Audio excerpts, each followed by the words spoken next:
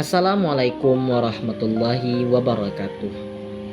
Perkenalkan, nama saya Muhammad Abdul Aziz, NPM 2203 10 10 10 050. Saya merupakan mahasiswa Fakultas Hukum Universitas Syah Kuala angkatan tahun 2022 dan sekarang berada di semester 5. Saat ini saya sedang mengambil mata kuliah hukum acara peradilan tata usaha negara yang diampu oleh Ibu Khadijah Rizky Lestari SHMK. Untuk memenuhi nilai ujian akhir semester, Ibu Khadijah menginstruksikan kami untuk menjawab beberapa pertanyaan yang harus dijawab menggunakan video. Baik, pertanyaan yang pertama yaitu mengenai alasan dan syarat seseorang dapat mengajukan gugatan ke Pengadilan Tata Usaha Negara. Baik, poin yang pertama adalah mengenai alasan terlebih dahulu. Seseorang dapat mengajukan gugatan ataupun alasan gugatan itu dapat diajukan ke Pengadilan Tata Usaha Negara. Alasan secara umumnya itu ada dua, yaitu karena keputusan tata usaha negara. Karena yang dipersengketakan dalam objek sengketa dalam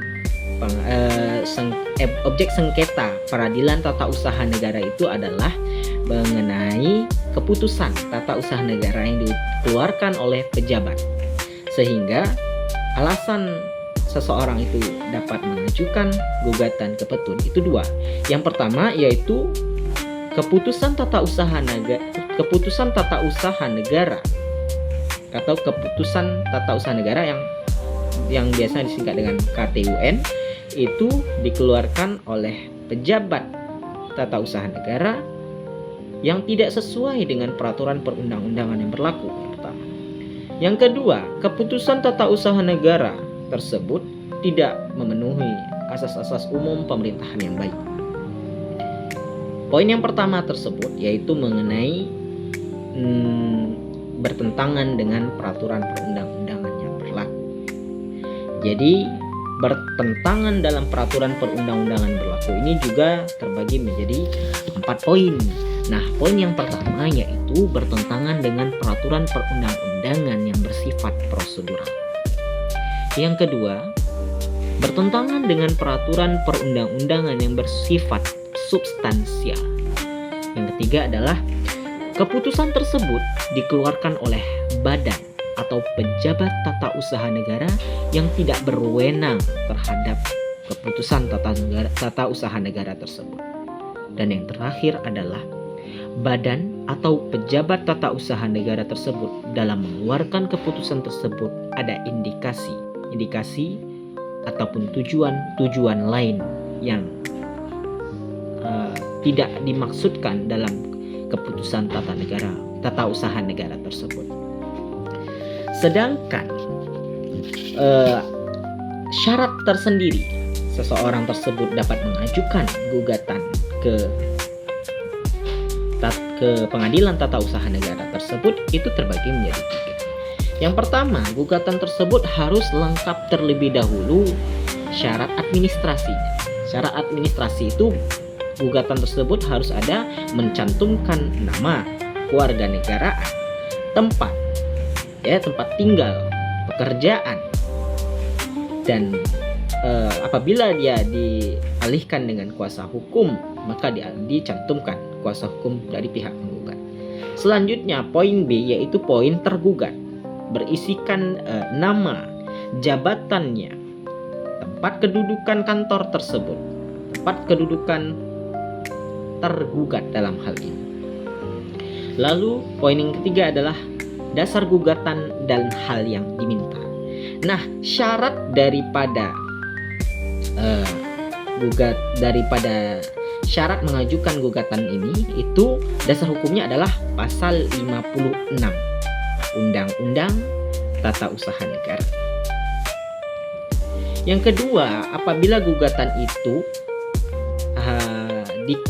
dialihkan dengan kuasa hukum, dengan seorang kuasa hukum, maka penggugat dalam hal ini harus menyertai surat surat kuasa yang sah. Dan yang terakhir adalah gugatan sedapat mungkin disertai dengan keputusan tata usaha negara yang dikeluarkan. Jadi penggugat dalam hal ini harus menyertakan keputusan tata usaha negara mana yang akan disengketakan dalam pengadilan tata usaha negara tersebut. Baik, yang kedua yaitu mengenai tuntutan apa saja yang dapat diajukan di dalam gugatan dalam pengadilan tata usaha negara. Nah, yang pertama yaitu tuntutan untuk membatalkan keputusan tata usaha negara. Dalam hal ini jelas penggugat meminta kepada hakim untuk membatalkan keputusan tata usaha negara yang telah dikeluarkan oleh tergugat. Yang kedua yaitu keputusan untuk melakukan perintah untuk melakukan tindakan tertentu. Karena ini sesuai dengan karena dianggap tidak sesuai dengan peraturan perundang-undangan yang berlaku. Yang ketiga yaitu tuntutan untuk pengakuan hak. Jadi atas suatu izin atau keputusan administrasi tersebut tidak diakui oleh pihak berwenang sehingga dilakukan pengakuan hak. Dan terakhir adalah tuntutan ganti rugi. Tuntutan ganti rugi ini apabila penggugat merasa dirinya itu selama keputusan tata usaha negara yang dikeluarkan oleh tergugat itu telah merugikan dirinya. Contohnya saja ketika tergugat mengeluarkan keputusan tata usaha negara yang isinya memberhentikan penggugat dari jabatannya, ini sangat merugikan secara material. Penggugat tidak mendapatkan hak-hak yang seharusnya diterimanya ketika keputusan tata usaha negara tersebut tidak dikeluarkan. Namun karena suatu hal tersebut tergugat mengeluarkan sehingga penggugat dalam hal ini mendapatkan kerugian. Sehingga penggugat boleh mencantumkan di dalam gugatannya yaitu mengenai tuntutan ganti rugi. Yang ketiga yaitu mengenai skema pemeriksaan gugatan di pengadilan tata usaha negara. Yaitu ada 5 pemeriksaan. Yang pertama yaitu pemeriksaan persiapan. Pemeriksaan persiapan itu hakim akan memberikan nasihat terlebih dahulu kepada penggugat untuk melengkapi gugatan yang telah dilayangkan ke petun. Dalam hal ini hakim memberikan waktu tenggat 30 hari untuk memperbaiki gugatan. Yang kedua adalah prosedur dismisal. Ini sebelum memasuki persidangan pokok, yaitu hakim akan memeriksa terlebih dahulu gugatan yang masuk terlebih dahulu ya. Dan gugatan ini akan diperiksa oleh ketua pengadilan tata usaha negara tersebut. Nah, dalam hal ini itu dilakukan rapat permusyawaratan. Nah, rapat permusyawaratan ini membahas 5 hal pokok. Yang pertama, pokok gugatan tersebut apakah tidak dalam wewenang pengadilan tata usaha negara tersebut. Yang kedua, syarat-syarat yang gugatan tersebut apakah terpenuhi atau tidak terpenuhi. Yang ketiga adalah gugatan tersebut tidak didasarkan pada alasan-alasan yang layak. Yang keempat adalah tuntutan tersebut ternyata sudah terpenuhi oleh keputusan tata usaha negara. Dan yang terakhir adalah gugatan tersebut diajukan sebelum saatnya atau sesudah waktu yang telah ditetapkan berakhir. Yang ketiga yaitu pemeriksaan acara singkat. Nah, pemeriksaan acara singkat ini terjadi apabila terdapat perlawanan terhadap prosedur dismisal. Karena dalam hal ini penetapan dalam prosedur dismisal tersebut ditolak oleh penggugat. Jadi dilakukanlah pemeriksaan acara singkat. Jadi pemeriksaan acara singkat ini diberikan waktu tanggal 14 hari setelah dilakukan penetapan prosedur dismissal. Yang keempat yaitu pemeriksaan acara biasa. Jadi pemeriksaan acara biasa ini diperiksa oleh 3 orang hakim.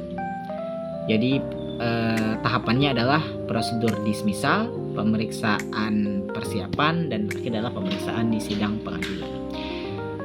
Pemeriksaan yang kelima yaitu pemeriksaan acara cepat. Nah, acara cepat ini sangat berbeda dengan perdata, tidak mengenal sistem pemeriksaan acara cepat. Karena pemeriksaan acara cepat ini hanya dilakukan ketika penggugat merasa gugatannya ini sangat mendesak dan harus dilakukan pemeriksaan yang segera. Baik, pertanyaan yang terakhir yaitu mengenai macam-macam putusan dan apa upaya yang dapat dilakukan oleh penggugat ataupun pengadilan ketika tergugat dalam hal ini tidak melaksanakan putusan pengadilan. Macam-macam putusan pengadilan itu ada 6. Yang pertama, putusan menolak gugatan untuk seluruhnya. Yang kedua, yaitu putusan membatalkan keputusan pejabat tata usaha negara. Yang ketiga, yaitu putusan mengabulkan gugatan sebahagian. Yang keempat yaitu keputusan menghukum tergugat. Yang kelima, putusan dalam bentuk perintah ataupun verstek. Dan yang terakhir adalah putusan selah. Lalu, upaya apa yang dapat diajukan ketika dalam hal ini tergugat tidak melaksanakan putusan pengadilan? Jadi sesuai dengan pasal 116 ayat 4 dan 5 Undang-Undang Nomor 5 Tahun 1986, yaitu mengenai Undang-Undang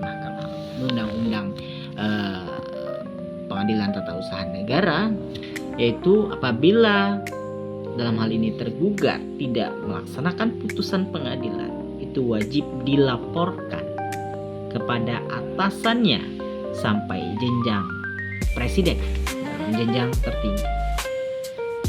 Jadi mekanisme yang dilakukan secara bertahap ini yang akan dilakukan oleh penggugat ataupun pengadilan ketika tergugat dalam hal ini pejabat tata usaha negara tidak melaksanakan putusan pengadilan. Jadi secara berjenjang akan dilaporkan kepada atasan. Jika tidak digubris maka akan dilaporkan lagi kepada atasan hingga jenjang presiden. Itulah yang dapat dilakukan oleh penggugat ataupun pengadilan ketika tergugat tidak memenuhi putusan pengadilan tata usaha negara. Atas perhatiannya saya ucapkan terima kasih. Semoga kita selalu dalam lindungan Allah Subhanahu wa taala, mendapatkan keberkahan di dunia maupun di akhirat. Wabillahi taufiq wal hidayah. Wassalamualaikum warahmatullahi wabarakatuh.